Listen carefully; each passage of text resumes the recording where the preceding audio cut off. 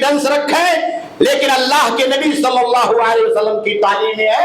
کہ اتنا کانفیڈنس بھی نہ رکھیں کہ یہ بچے بری صحبتوں کا شکار ہو جائیں، اتنا بھروسہ بھی نہ رکھیں کہ یہ بچے غلط ہاتھوں پر چڑھ جائیں، غلط ہاتھوں کے ان بری عادتوں کے شکار بن جائیں جو ان کی دنیا اور ان کی آخرت کو برباد کرنے کا ذریعہ۔ آج فتنے کا ماحول ہے، آج فتنے کا ماحول اس طریقے سے عام ہوتا جا رہا ہے، سازشوں کے ذریعے سے بچوں کے کیریئر کو برباد کرنے کی کوشش کی جا رہی ہے۔ آپ تصور کیجئے، کبھی کبھی بچے ہمارے اور آپ کے بہت بریلینٹ ہوتے ہیں،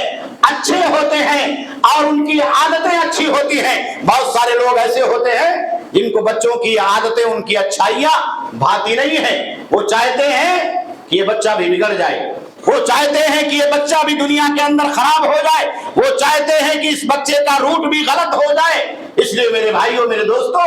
ہمیں اور آپ کو بہت ہی توجہ کے ساتھ، بہت ہی اپنی ذہنی اور اپنی روحانی بالغی کے ساتھ اپنے بچوں کی زندگی اور ان کے کیریئر پر دھیان دینے کی ضرورت ہے، اور اس کو بچانے کے لیے ان بری سنگتوں پر ہمیں نگاہ رکھنا ہوگا، ان صحبتوں پر اور ان مجلسوں پر ہمیں نگاہ رکھنا ہوگا جو کبھی ہمارے بچوں کو غلط روٹ کی طرف ڈائیورٹ کر دیتے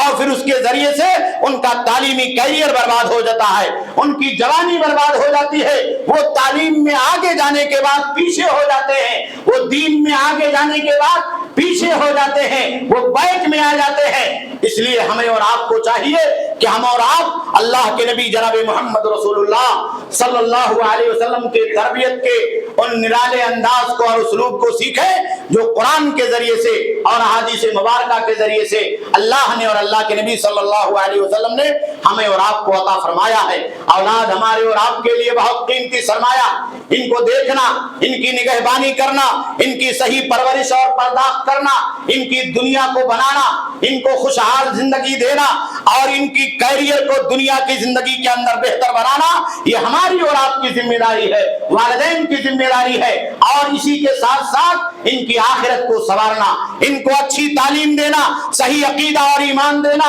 ان کی گفتگو اور ان کی مجلسوں کو صحیح کرنا، ان کو بری سنگت اور صحبتوں سے بچانا اور ان کی زندگی کو آخرت سے جوڑنا، اللہ سے جوڑنا، اللہ کی جنت سے جوڑنا، نیکیوں سے جوڑنا اور جہنم کے راستے سے روکنا، آگ کے راستے سے اللہ کے عذاب سے روکنا بھی ہماری اور آپ کی ذمہ داری ہے۔ اللہ رب العالمین سے دعا ہے کہ اللہ رب العالمین ہم تمام لوگوں کو اپنی ذمہ داریوں کو پورا کرنے کی سعادت اور توفیق عطا فرما۔ اللہ رب العالمین ہماری اولاد جو ہمارے لیے تیری طرف سے ایک قیمتی تحفہ ہے، اللہ رب العالمین ان کے تعلق سے ہماری ذمہ داریوں کو ادا کرنے کی ہمیں سعادت اور توفیق عطا فرما۔ اللہ رب العالمین ان کو گمراہی کے راستے سے محفوظ فرما۔ اللہ رب العالمین انہیں بری سنگتوں سے اور بری صحبتوں سے محفوظ فرما۔ اللہ رب العالمین ان کے جان مال کی عزت و آبرو کی حفاظت فرما۔ اللہ رب العالمین ہم تمام لوگوں کے جان مال اور عزت و آبرو کی حفاظت فرما۔ اللہ رب العالمین دنیا کے کونے میں